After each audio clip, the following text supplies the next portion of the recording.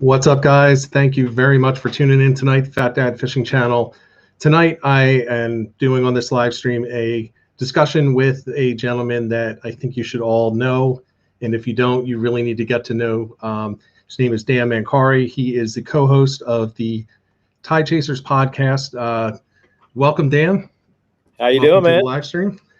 And we're going to be talking tonight all about catching flounder from shore. And for the subscribers of this channel, flounder is a big topic. I did a poll on the site, Dan, and I asked what other things do you want to hear about, and there were some sheep's head, and the rest were saying no, stick with flounder. So very excited to have you on. Who could blame them, man? They're great. They're great topics. I love both those fish. They're probably my two favorite fish to catch personally. So I really dig them. But flounder, I've loved flounder a little bit longer than the sheep's head. So. Yeah, I've caught sheep's head by accident. I have never caught one on purpose, although I've tried. But flounder, man, that's my game. But to be honest with you, I'm like, I would say 90% of the people out there. I struggle. I think I know how to catch them from shore, but I struggle. And as a matter of fact, in my upbringing, I always thought that it was impossible to catch them from shore. I thought you had to be in a boat and you had to drift. So I'm really excited to talk to you about this tonight and to go into some details so that we can, hopefully get some of the folks that are watching onto more flounder, onto some better flounder, and we get the shore guys in on the action that some of the other folks, out on the boats and on the kayaks have been on, for the past few years, some pretty decent fishing. So actually, Dan, what I wanted to do is, first of all, let everyone know who you are. Again, co-host of the Tide Chasers podcast, but Dan is actually a real multi-species guy, right? So if you've seen him on Instagram, it's dmancari18, I believe. That's right. Right. He is on a lot of different fish, freshwater, saltwater. So Dan, you want to tell everybody a little bit about yourself? Man, I've just so my fishing life started when I was much younger. My mom was really the one that kind of got us into the fishing world because my dad worked overnights at General Motors. So my mom would be the one that would take us and get us into it, and it kind of evolved. And then there was a period of time where I stepped away from it. I met my wife, and then I bonded with her dad, and me bonding with my father-in-law was how I really got back and got back into the love of fishing again.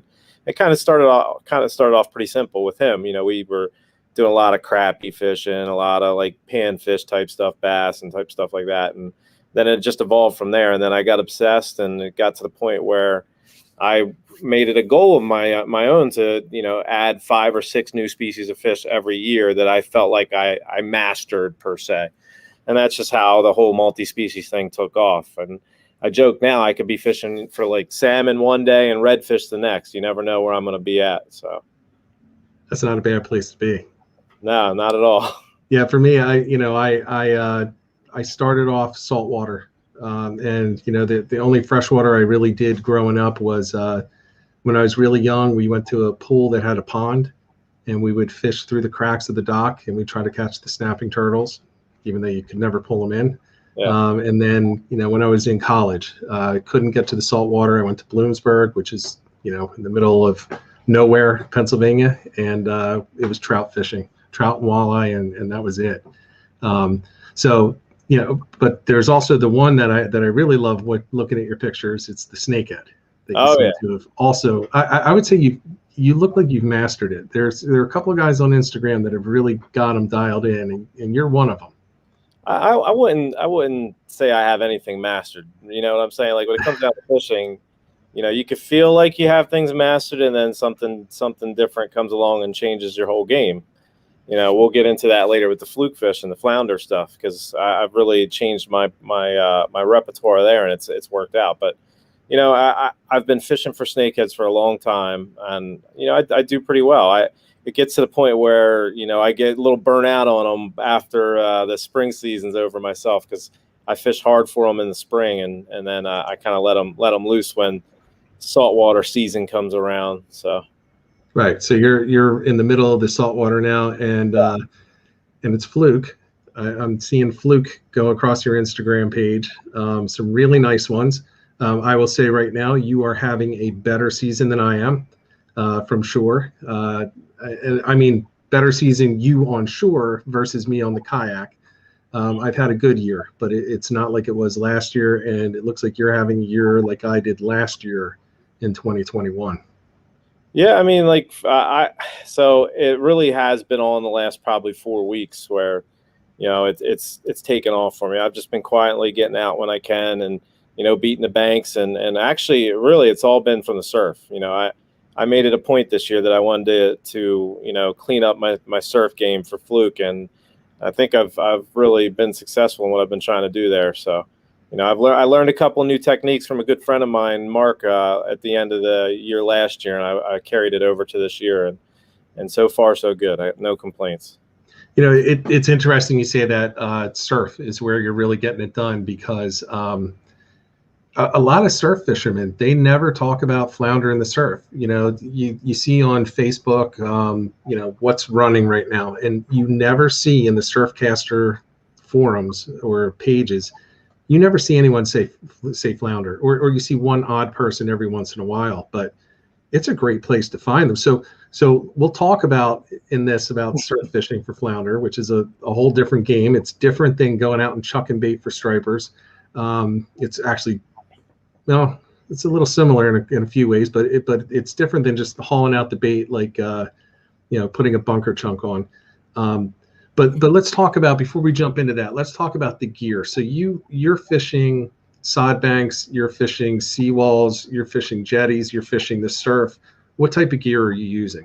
So what I use, like in the back bay, is a little bit different than what I'm using from the surf, because you're encountering a little bit different structure, right? So I use a little bit, and when I say a little bit heavier of a rod, I'm not using a heavier rod when I'm fishing bays, but where I fish in the bay, I'm fishing some pretty sticky stuff. So if I get snagged and I set a hook back there, I can break the rod that I'm using in the surf. So you kind of really got to adjust to where you're fishing. And some of the bay spots that I fish are pretty, they're pretty structure laden, I would say. A lot of rocks, a lot of variable drops and such. And so I use a little bit of a heavier rod back there. And what I'm using out front is completely different. I'm using like a medium light rod out front. So that's interesting. So you're using the lighter rod out front. Yeah. Which is what most people would think is the opposite of the way that you should go. Yeah. And it's all based on the structure? Well, it's based on structure and technique. So the stuff I'm doing out front is very technique driven.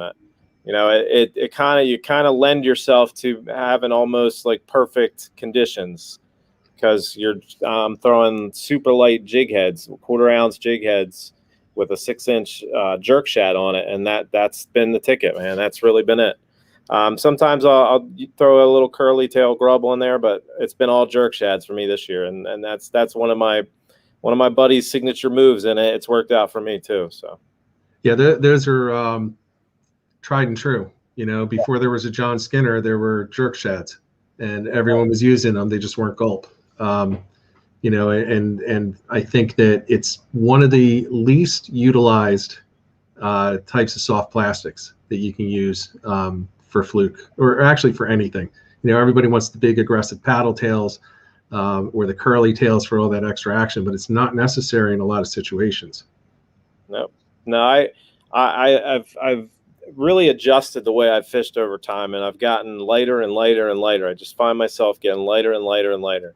Even I would say 2018 was my coming out party when it came to fluke fishing, because I really spent my whole summer doing it, and I was throwing, 1/2 ounce jig heads, 3/8 ounce jig heads. And I felt like I was throwing like the lightest possible thing then. And then I'm throwing 1/4 ounce jig heads in the surf catching fish. It's like blows your mind. Like I bought a couple 1/8 ounce jig heads that I plan to try to see if I can maximize the action from these lures, So you got me.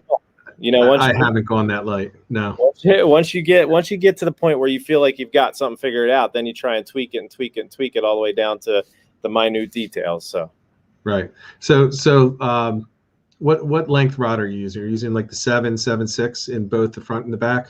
So I use actually I use a 7 foot and in the front and the back. Now I will say I would probably I'm kind of searching for a rod that has similar action out front. That I want it to be a little bit longer, like maybe a 7.6, maybe a 7.10, something like that. But Right.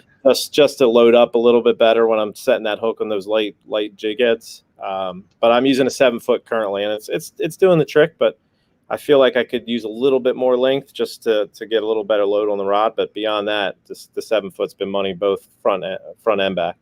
Right. And you know, we'll talk about this in a little bit when we get into more of the tactics, but you're not hauling it, you know, incredible distances out front or back.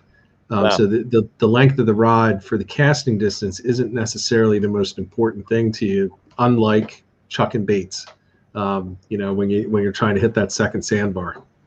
Yeah, I mean, when it comes down to fluke fishing in the surf, like there are spots that I'm wading to where I'm catching fish behind me. Right. You know, they're all around you, so it just really depends on where the bait is and you know where the structure is, where the lip of the beach, all that good stuff. So, you know, what it comes down to is that you gotta play the field that you're on. You know, it's when it comes to sod banks and jetties and inlets, I fish those a little differently than I would out front, but. Yeah, it's fun, man. I mean, it's fun to really just kind of grow your game and really learn new tricks and just kind of watch what other people are doing out there. There's a lot of different people that are doing this a lot better than I am, and I've learned a little bit from all of them. Right. And I think that's always the best way to go.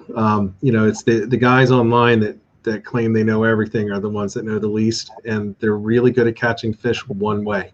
Yeah. You know, and the conditions have to be perfect, and you never see the reports but once a month, and they slammed them. Well, they were catching skunks a lot of times in between, and for me, and the goal for this channel is, you know, it's to avoid the skunk. It's to get something out of every minute that you're out on the water, and definitely talking to different people is going to help that out. Now, one thing I do want to ask, when we talk about terminal tackle, you use a specific brand. I right? do. I do. Yeah. I use the eye strike jig heads personally. You know, listen, I'm team eye strike, but I love the jigs. I was using them well before, you know, I was part of their team there.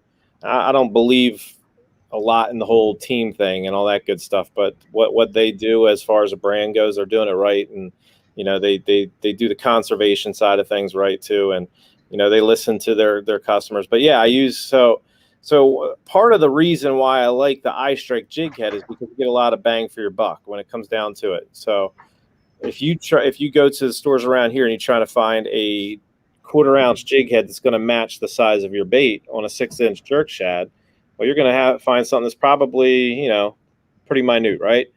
The great thing about the eye strike jig heads is they have a longer shank hook. Yeah. So if you use the redfish eye in the 1/4 ounce, or if you use the swim bait eye in the 1/4 ounce, you will find that those longer shank hooks actually match up amazingly to that jerk shad. And what I found is, you know, I was using some other stuff, some Gamakatsu hooks and things like that. That were also 1/4 ounce saltwater hooks, but the shank of the hook was just a little bit shorter, and I was getting short strikes. Once I switched, you know, back to this eye strike, and this was the eye strike thing. I've used them all year, but you know, in the past, those Gamakatsu hooks will get some short strikes because they're just a shorter shank hook. And with the eye strike ones, you get the big strong hook with the smaller head and the big eye, and it's just really money, man. I wouldn't trade it for anything. Yeah, I use eye strike quite often. And you know, when I'm using jig heads, right? But I do have the problem sometimes when I'm using bucktails or skirted jigs. Sometimes I don't look closely enough, and I end up, you know, spending $30, and then when I start opening the packs, I'm like, wow, this is short shank. No good. Can't use them for fluke. So you know, you got to go for something else. It's the longer shank that I think fits better to their mouth and the way that they eat. Yeah, I've had great luck with them. I was using, before I got linked up with eye strike, I was using the VMC flat shads, and they were good. But even then, I was still getting a little bit shorter because they were just a tad shorter. The larger hooks on these smaller weighted jig heads is just where it's at, man. I wouldn't put anything else on the end of my line. All right, so we got that covered. So let's talk two more things in gear before Sure. we move on to talking about the different spots and locations, which is probably going to be the bulk of the conversation because we're talking backwaters, jetties, surf, and everything like that. But the last part of gear that I'm wondering is what pound braid are you using? I assume you're using braid. Yeah.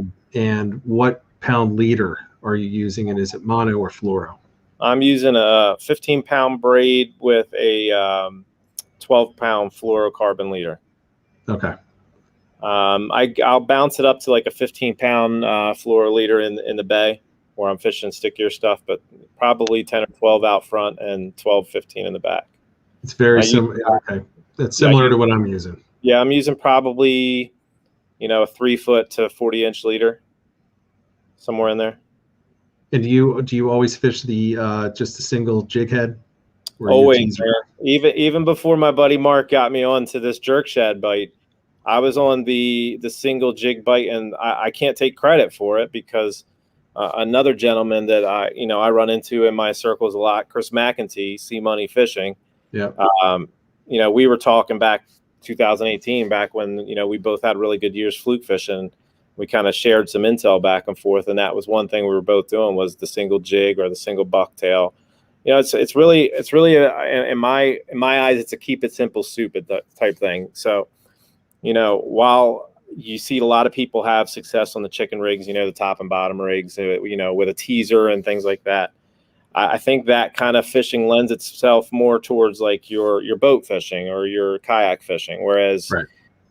You're fishing vertical, you get a double presentation. Whereas if you're fishing from shore, you may not get the kind of presentation you're looking for out of something like that. From what I'm seeing anyway, it doesn't seem like it would make sense, right? Because you're dragging two baits along, whereas you're getting good presentation out of one of them, and the other one may not be. You don't know.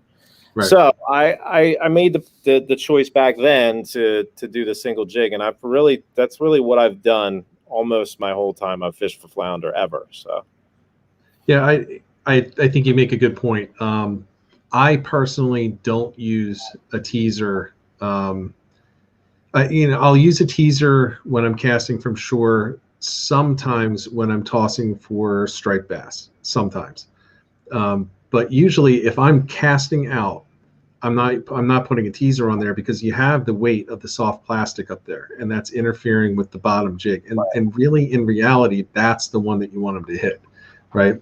On top of that, when you're bringing it in and when you're jigging vertically, you have a presentation up here and a presentation down there. That's a little easier.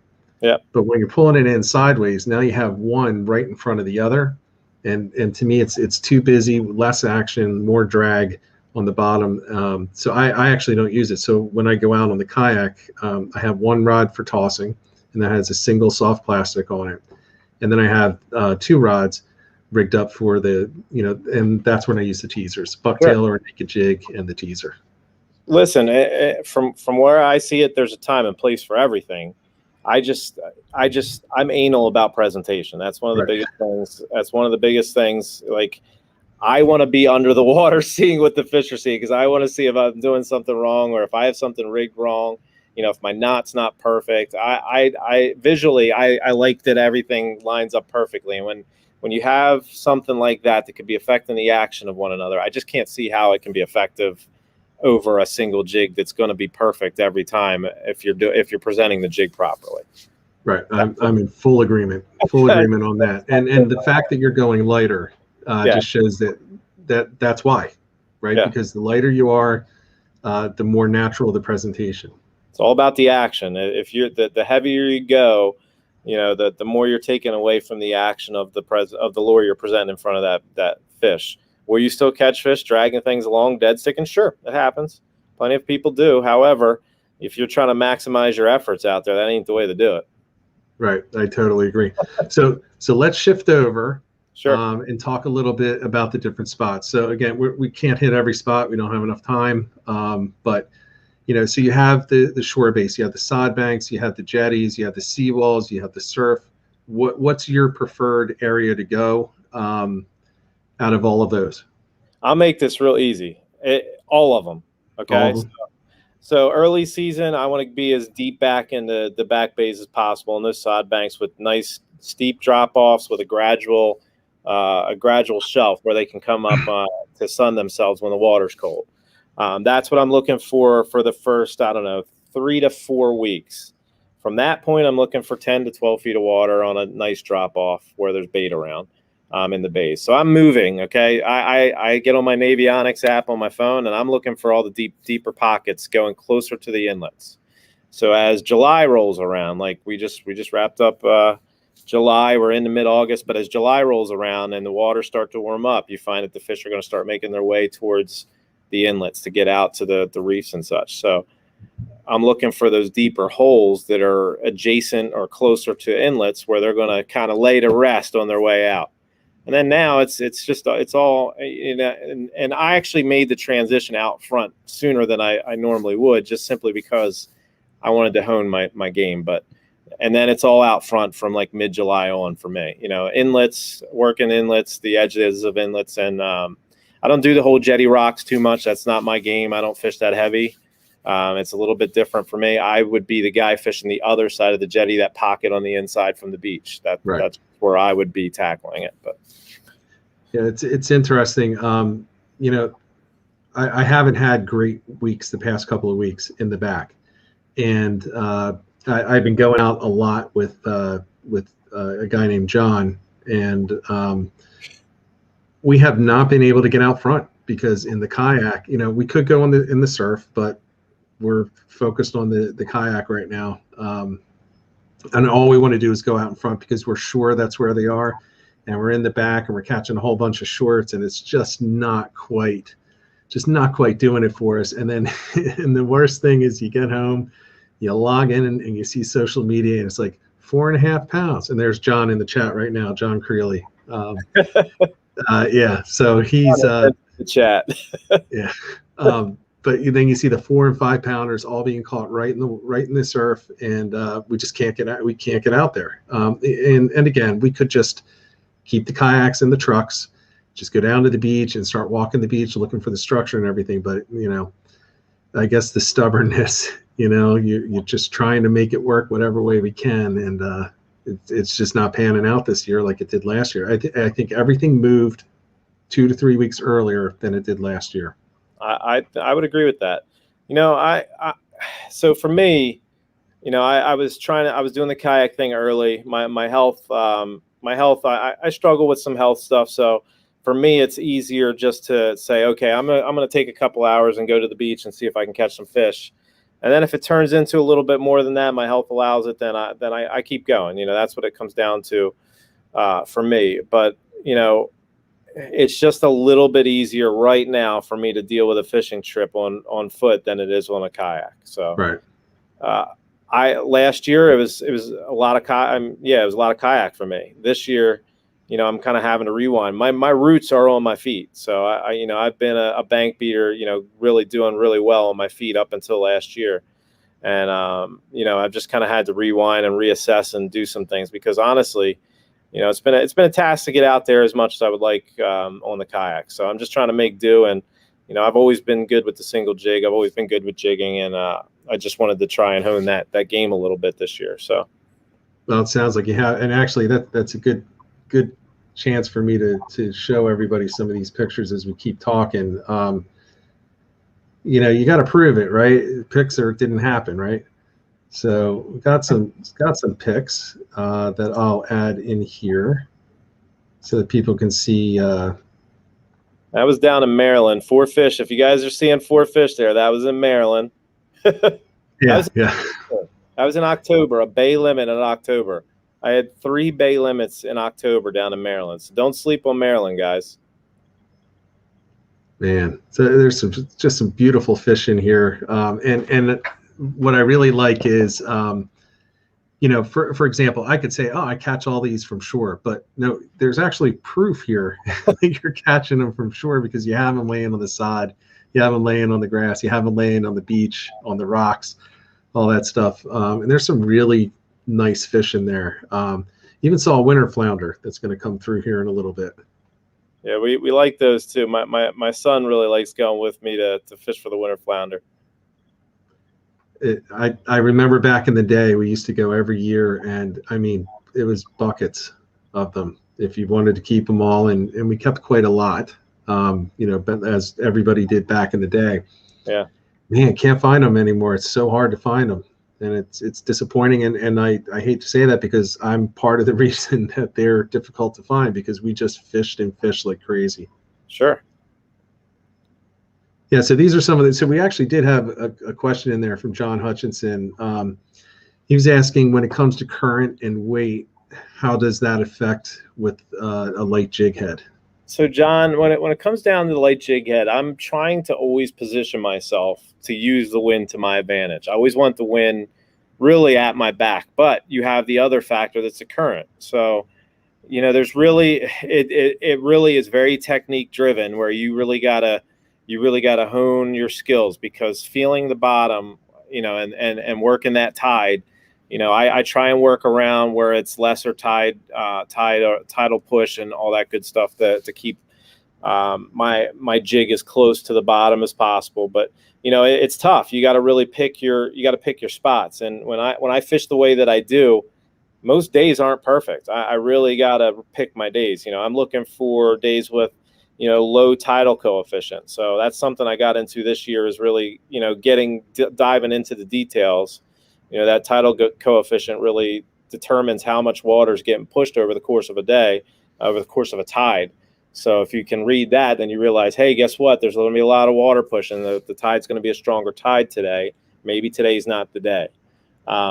It really is just, you're fishing the first about 20 yards in front of you. So you really just got to be able to tackle that water in front of you. Everybody that's casting way out, those people really, they're missing the fish. You got to really, when you're fishing the surf, you got to locate the structure in the surf, which is going to be your sandbars. Sandbars is going to have openings within the sandbars where the fish will be feeding on those edges. And that's where you're going to find all these flatfish. There's all those troughs right on the edges of the sandbars.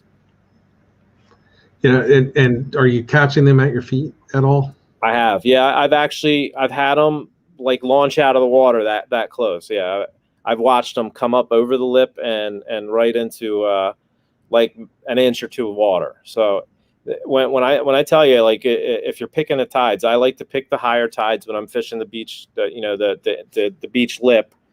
So I like to fish, the basically the second half of incoming tide there. But I've had my best luck recently on the outgoing, right when it's switched. So really, and let's talk about the structure then. What type of structure are you specifically? Now you said the sandbars, but what is the water looking like, and where are you tossing around the sandbars? So right now, I mean, I'm gonna give out a secret here, and your best fishing tool is going to be your optics. You really, when you're fishing the beach, you got to be able to break down the water in front of you, see what the water's doing, see where it's going, see where it's pushing. And you're going to be looking for the funnels. Basically, I look for the funnels where it's pushing water like this. You have sandbars, water's going out here, coming in. And basically on these inflows right here is where the fish all sit, because once the water flushes back in, that's where the bait is. It's bringing the bait in with it.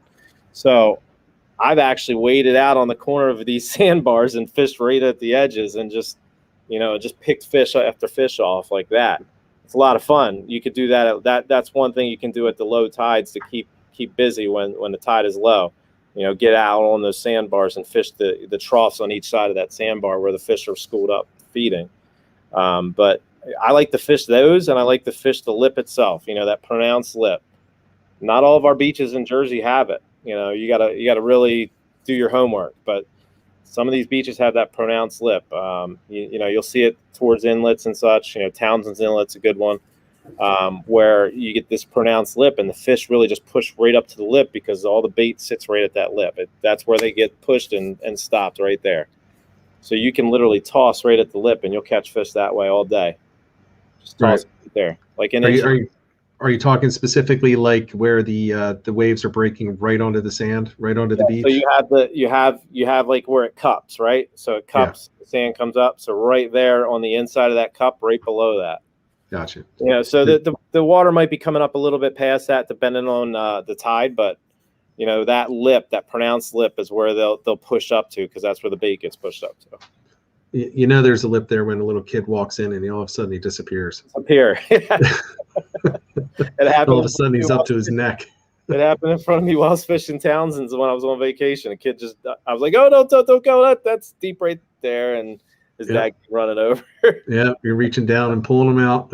Yeah.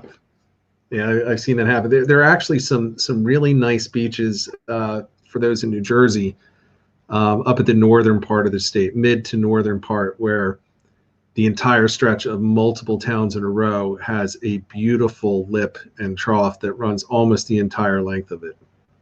Absolutely. And to rewind real quick. So when I'm looking into the water, I'm looking for those darker holes. So you'll see the darker holes that are positioned around the sandbars, and that's where the fish will be sitting. So I'm tossing into those little darker holes. Whereas the water's getting shallower, you see the darker pockets of water. That's where the fish typically are sitting. That's where I've been finding them. Gotcha. So I'm going to take us a little bit off track. North Wales Zoo has a question, but before I ask this question to you, you're probably reading it right now too, Dan, but do you ever use gulp? Always. That's all I use. That's all you use. Okay. So North Wales Zoo, keep getting gulp tails bitten off. Am I in a bed of shorts, or is my retriever or the hook off? Let me rewind real quick again. I'm sorry. So when I say that's all I use, I've tried other things. You know, I've tried, you know, the Z-Man door matadors. I want them to work so bad because, you know, they hold up so much better. They have great connection. You know, I have some of the larger Z-Man jerk shads that I'm gonna put to use when I get on a good bite to see the difference. You know, to see how the bite changes based off of what I'm using. You know, that when you get down to it, when you're very technique driven, you start to get into all these little tests. You know, you test your gear to see, okay, is this going to work now? I know I'm on a bite, and, you know, I'm going to toss this out there, or let's see if this keeps working. But as far as North Wales Zoo's question goes, chances are you are either on a couple of shorts that are on your baits, or maybe there's some smaller bluefish or even blowfish around. You see some of these blowfish in the bays, and people are harvesting them, and they're coming up with bellies full of gulp. Well, that's probably some of your gulp there. Some of my gulp and some of Rich's gulp. Gulp. I always wondered what it is, and I always blame sea bass. Yeah, sea bass too. But I have an underwater camera, and I put it down a few times this year. Nick, North Wales Zoo is Nick. So there you go, Nick. But I put the underwater camera down a few times, and it takes a lot to do that, right? Because you're dropping a couple $100 down on the end of 15-pound braid, and you know, you're fishing in sticky bottoms, right? So I was really getting annoyed though, because I'm dropping pack after pack of gulp, and I was amazed at how many northern puffer / blowfish were in the back bays. And I'm saying this as somebody who has fished South Jersey. I think I'm 48. My entire life, I've fished down there. I have never caught a blowfish. They are all over, and they come up and they just nip those tails. You know it's a blowfish when you have that perfect circular cut taken out of it. That's the blowfish, because they have almost like a parrot beak, right? So it comes down on it. And I was actually surprised at how few sea bass there were. Now the sea bass though, they'll shred it in a second. But the puffers, they usually take perfect little shapes out of the tail. So that if you're seeing that, I would say it's probably a puffer fish. If you're seeing it just ripped off, that might be the sea bass. It could be a short, but I haven't seen shorts taking too many tails off of things on video. They typically don't rip the thing off, even though they have the teeth. They're not like the sea bass. No, you usually get those drag marks, and you're like, man, I just missed one. Yeah. Just missed one. Yeah, you get the drag marks from the fluke usually, but yeah, it's probably sea bass, crabs, bluefish, or blowfish. Those are going to be your culprits, I would say. Probably the bluefish and the little bluefish more than anything else. But if it's an inlet right now, I can tell you it's going to be bluefish. Yep. Just by the couple of inlets I've been in the past month, they are just, I mean, absolutely stacked with cocktail blues. It's actually the most bluefish I've seen It's real small. I mean, I'm talking like the little guys. I have not seen that many in 10, 15 years at all coming through those inlets. Like Hereford was ridiculous with the, I mean, talk about a blitz that went on for 3 hours straight. It was so bad that the seagulls were just sitting in the middle of the blitz, and more seagulls were coming over and eating, and they were just getting so full they just sat down. So I'm guessing it's probably the little bluefish that are pulling them off. But back to the so you're fishing the darker areas that you're seeing off the beach. You're looking for that lip. What are you looking for when you're fishing in the back? Is that where you go to navionics? When I'm fishing in the back, I do cheat. I will look at my navionics to kind of get an idea of the terrain, the kind of deep areas. It really depends on the part of the season, right? So early season, we'll say like that first 2 weeks of June, you're probably going to find fish that are in, water from 20 feet to 2 feet. So you really got to find areas that are going to present all of that in one location. So you want to have, drop offs where it's kind of steep, but quick drop offs. I have a spot that I've done well at for years where it's literally you wade out to about your waist and it's 10 feet down, and I just walk back and forth in vertical jig right there, and then I cast out. So sometimes they'll come right up to the edge of that structure there and just feed right there because the bait's sitting right there. And then sometimes I'm catching them out in 10 to 12 feet of water. So, but as the season progresses, I'm looking for 30 feet of water closer to inlets. Like late July, early August, I'm looking probably 25, 30 feet of water holes closer to inlets. So you look at some of these South Jersey shore towns, there's not a whole lot of those holes around. So you kind of get an idea where I'll be fishing if you look for those kinds of things. Yeah. And be honest, how many of your friends have you not told about that 10-foot drop off? Oh, I've taken my friends there and haven't told them that it's there. Let them get a little wet. No. I won't let them walk out that far. Because they are like, this is good here, but I don't tell them it's there to fish it. I won't let them fall off it though. I didn't realize we were going with that. Yeah, because I'll be honest with you, man. I've caught so many fish right below that drop. It's incredible. So I don't tell anybody about it. Yeah, you got to keep some things, to yourself. There's the I like to say the time on the water isn't really the most important thing, but it is time on the water where you find these things, because you're not going to see that necessarily on navionics. Maybe you do, but most likely you won't. The one thing that people need to understand about navionics is it's not made really for us. It's made for boats.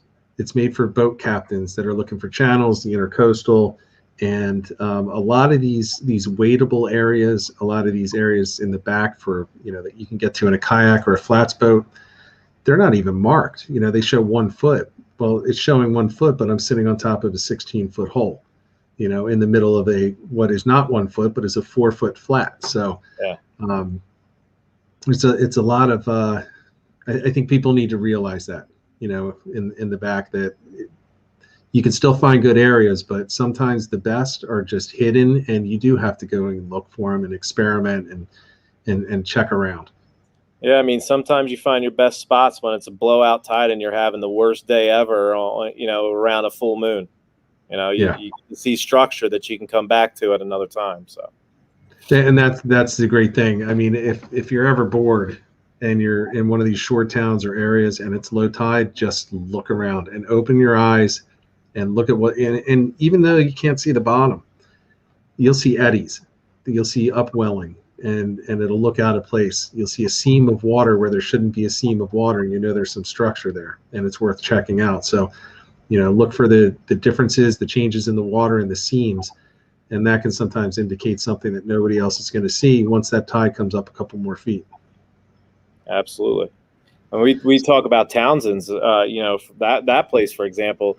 You go there 1 week and it's completely different the next week. So that's just a perfect example of learning learning where you're going to fish and making sure you do your homework, because, you could show up someplace that you fished, last year a lot, and it's going to be completely different this year. It's going to be new structure that's going to be cut in a little bit different.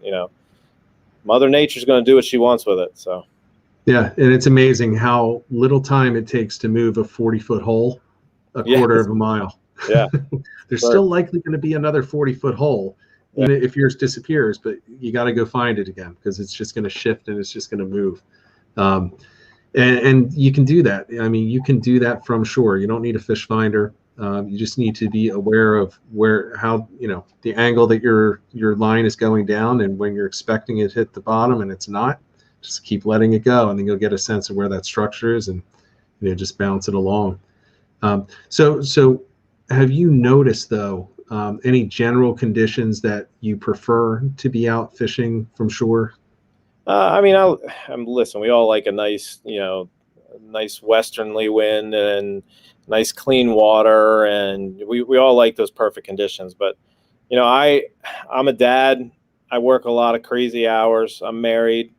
I try and tackle the conditions that are ahead of me. If it seems doable, then I feel confident enough that I can make something work. There's plenty of times where I come back cursing myself, saying, "What the heck was I thinking? That didn't work at all." But hey, listen, you take the time you get, right? Yeah, that's how I am. I typically want one day a week. Yeah, but with fishing, I've found that the nicer condition days, I haven't had great luck on your lower level weather days. I've caught them in the rain. Don't get me wrong. I got stuck in the rain, 4 miles down the beach one time this year, and I was just wailing on them, all shorts, but I must have caught like 40 fish in the rain, just going nuts. And it was simply because I didn't have anywhere else to go. I was 4 miles away from where I was parked. Am I going to walk all the way back and still be wet, or am I going to just fish and be wet? Right. So, well, and there's nothing wrong with catching 40 shorts. I mean, you can only catch what's there. Yeah.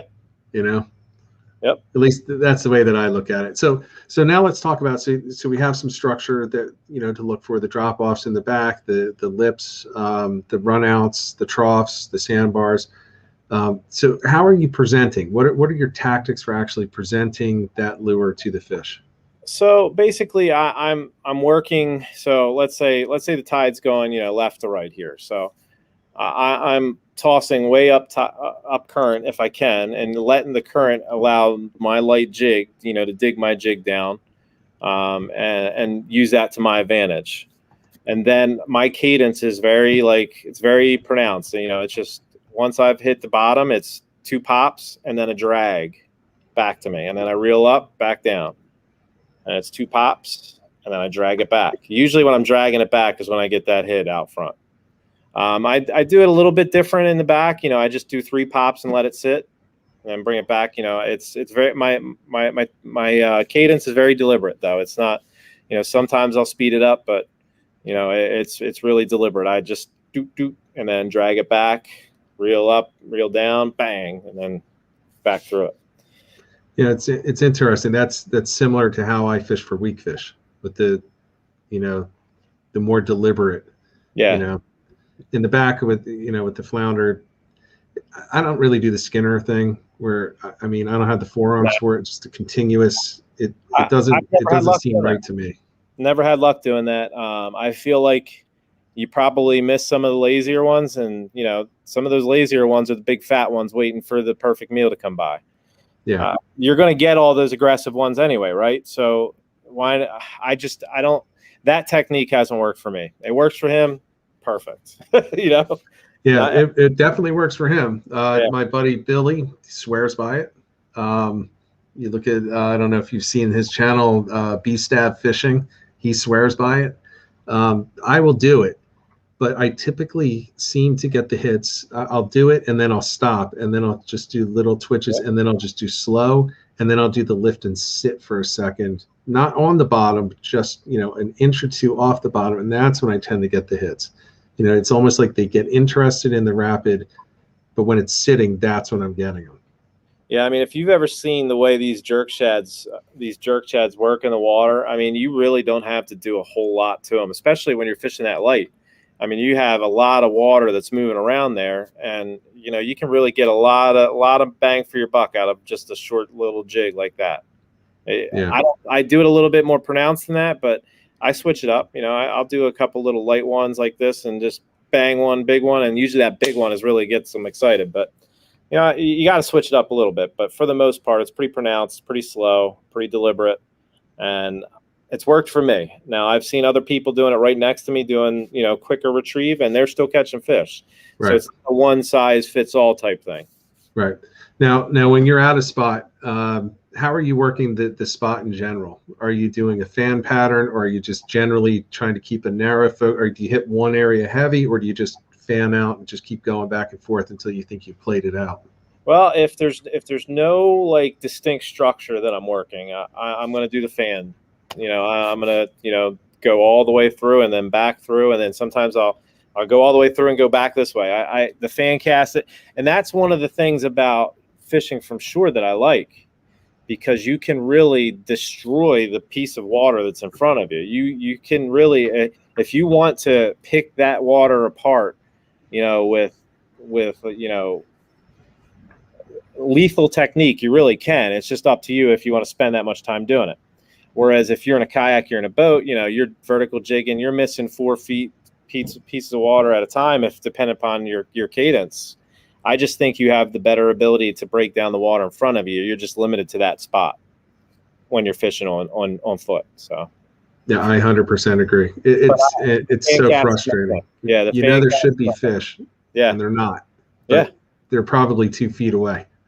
Well, and when you do well, from shore, and you got all these boat guys that are mugging you, right? And then you see the frustration, and it's like, it's completely different ball game here. You know, we're both fishing for the same thing, but we're both doing it very differently. So you can't compare what you're doing out there to what I'm doing in here. It's not the same technique. And sometimes technique is everything, right? So yeah, I think it is everything. Now let's talk about what I think is one of the more debated techniques for flounder fishing, the hook set. How are you doing the hook set? So you're fishing artificials. Are you the wait 9 seconds and slam it, or are you just the slam right away? So it's changed, right? So when you're fishing these light jigs, they suck them in so easily that they can kind of get a feel for how that it's not real pretty quickly, and you're not getting a second chance a lot of times. You know, when you're fishing a heavier jig, you tend to get a little bit more of an opportunity because it sits there and it's gullet a little bit longer. It's math, right? So when you're fishing these lighter jigs, the first chance you get, like once you've reeled up all your line, go nuts. That's what I do. I don't wait. You know, I found, you know, when I'm fishing as light as I do, as soon as I can get all my line reeled up, that's when I'm hitting it home. Yeah, it's I've had people make fun of me because I tend to slam it quick. Yeah. But you have to. You know, it's not live bait. It's not even cut bait. You know, they're going to know it's not a gulp for all of its magic, and it is truly a magical soft plastic. But man, the second it's in their mouth, they know it's not real. And you have that short period of time. Now, it doesn't mean they won't come back at it, right? If you pull it out of their mouth, they might come back at it. But yeah, you know, I try to slam it home every time, and I try to jam it right through the bone, you know, right into the hinge of their mouth, or right in the narrowest part on the bottom. But yeah, I don't subscribe to that, you know, sit back, light a cigarette, have a beer, then come back and then think about sending. No, that's not how it works. No, the moment I get all my line reeled up is when I hit it home.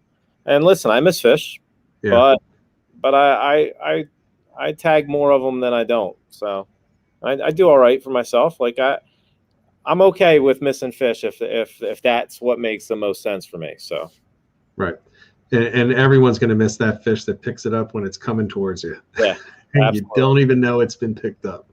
Yep. So let's talk real quick. What's your personal best flounder from shore? My personal best flounder from shore is the same as it is from a boat. I have 2 of them at 26.5 inches, 6.5 pounds. That's my PB, both from shore. I got 2 of them in 2018, the same size. That's awesome.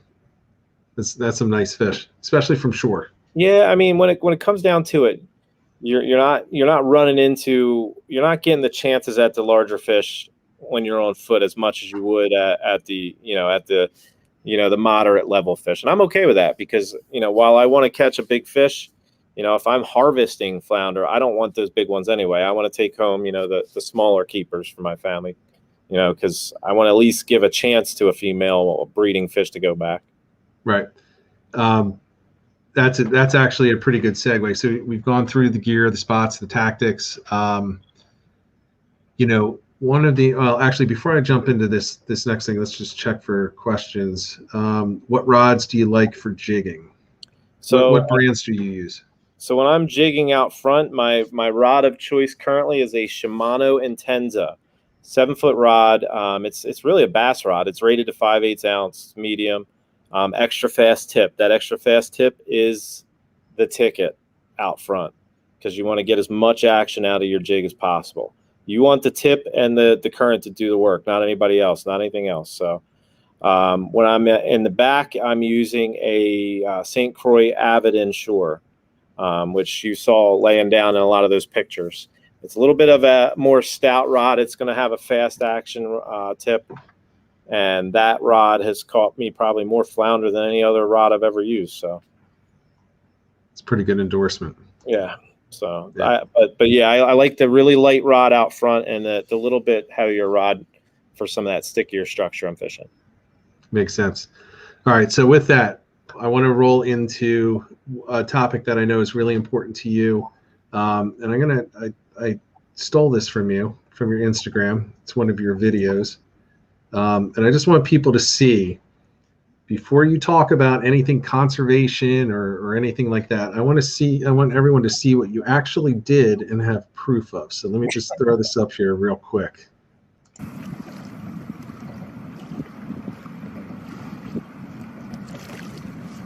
All right, so that's well over 20 inches, right? Hold on one sec. Hold on. The thing is muting you. Hold on.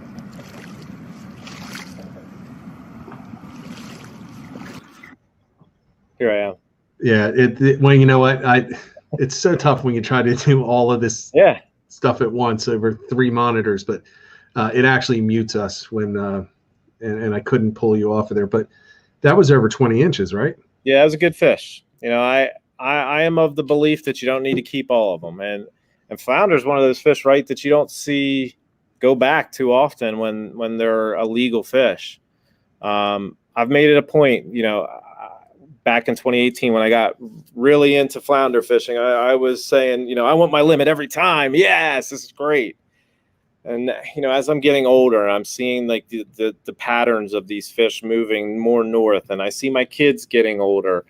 And I see them having less opportunities than even I have right now. And I already feel like I have less opportunities than, people before us. I'm trying to make the efforts that I can on my end to kind of be more conservation minded and, kind of really, put my money where my mouth is. So I think I'm at 37 legal flounder so far this year. And I've released 21 of them. That's pretty impressive. I mean, like you said, you don't see that very often. I tend to keep a bunch. You don't like fish though, do you? No, but my flounder's my family's favorite fish to eat. So, I am at this crossroads, like feed my family, be conservation minded, feed my family. So I do, I try to do it the right way. Like the last time I was out, last Monday, a week ago today, I caught a limited flounder. It's the first, I caught a limited flounder. It's the first time I've ever caught I almost caught a quadruple limit that day. I caught 5 fish over 20 inches. I released 4 fish over 20 inches that day, up to 23.5 inches. And I kept like the smaller end of the keepers. So I had like 2 19s and a 20 that I kept. That's awesome. Yeah. That's awesome. Yeah, I got to say, no matter how much it hurts you, when you release a fish like that and you see that thing swim away, it's a good feeling after. Yeah, listen, for me, if I had it my way, every fish I ever caught would go back. but I also have, the responsibility of feeding my family and, not buying fish. This hobby for us, this passion for us is already expensive enough. You may as well get a little bit of a kickback and get some fish out of it, right? Yeah, I definitely believe that. I live in Pennsylvania, so in a lot of these places, if I go to North Jersey, it's going to take me about an hour, 15 minutes to an hour and a half.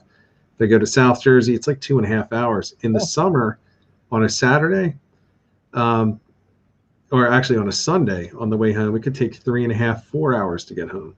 Yeah, so man. I'm spending, $150 just in tolls and gas, some days to get down to these places. So yeah, it's nice to keep some fish, but I typically, I won't keep anything more than we'll eat in a week, and it's usually 2 fish, and I'll start throwing them back. I'll get rid of some of the larger ones. I do really like the 18 to 20. It is nice to get a big one every once in a while, but it was great. Last year, I did have a really good year, and I was returning 24-inch plus routinely because I had 3 18s. I kept my limit, but, I'm letting some really nice fish go, and that felt pretty good. Yeah, I'll take 3 18s over 3 20s every day of the week for sure. When it comes down to it, I'll even go down to Delaware and Maryland to fish in Virginia sometimes because, they have that little smaller limit. So I have at least a little bit more of an opportunity to release, a female fish potentially over a male fish. A 16 and a half fish, while it's getting close as my son's getting older and older and eating a little bit more, it's getting closer. But a 16 and a half fish, half-inch fish still feeds my family when I quarter it. So yeah, one fish is a meal.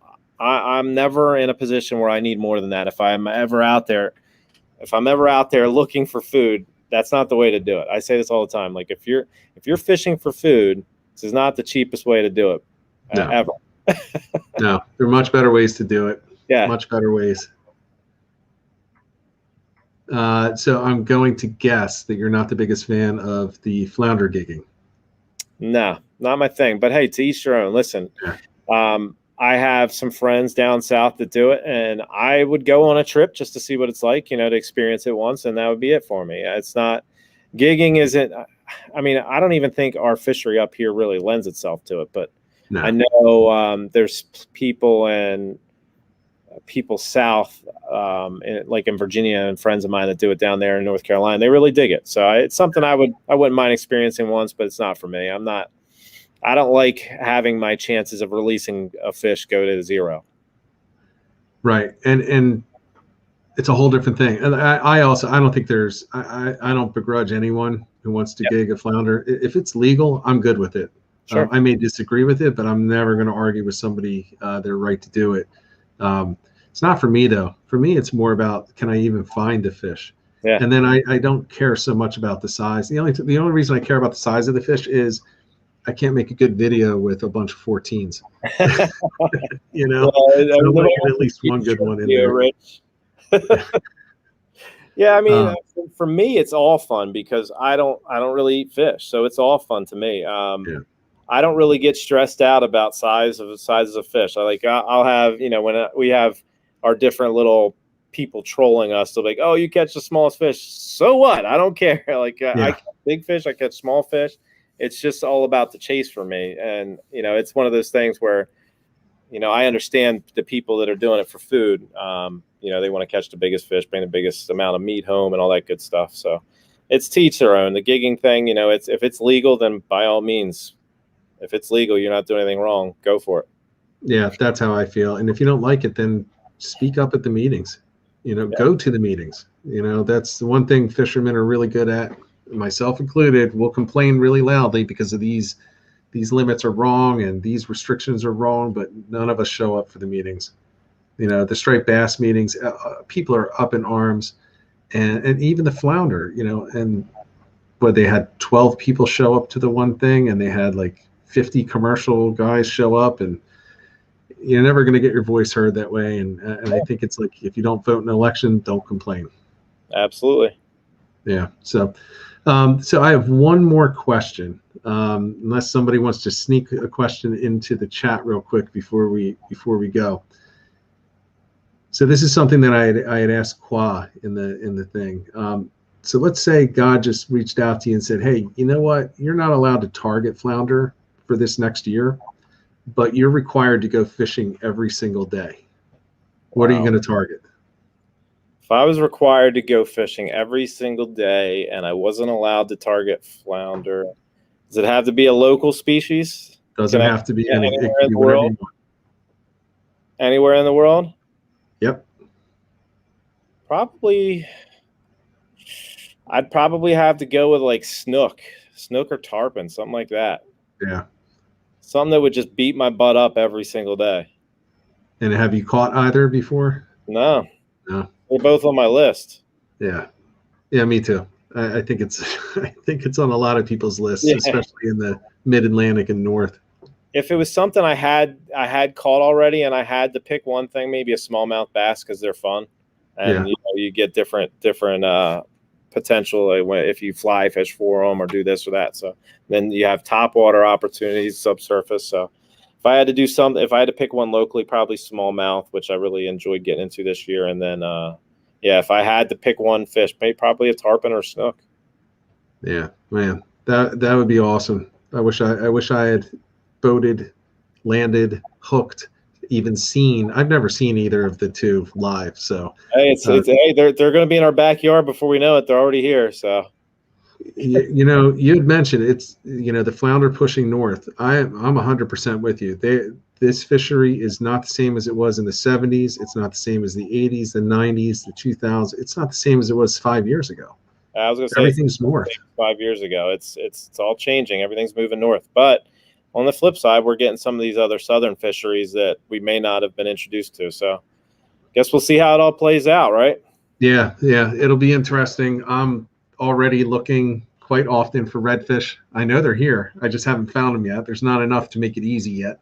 I'm looking for the redfish and the specks. I will tell you, since this is a live stream, this is not exactly on the topic. I want everybody to know that John and I were fishing last weekend on Saturday, right before the storm came in.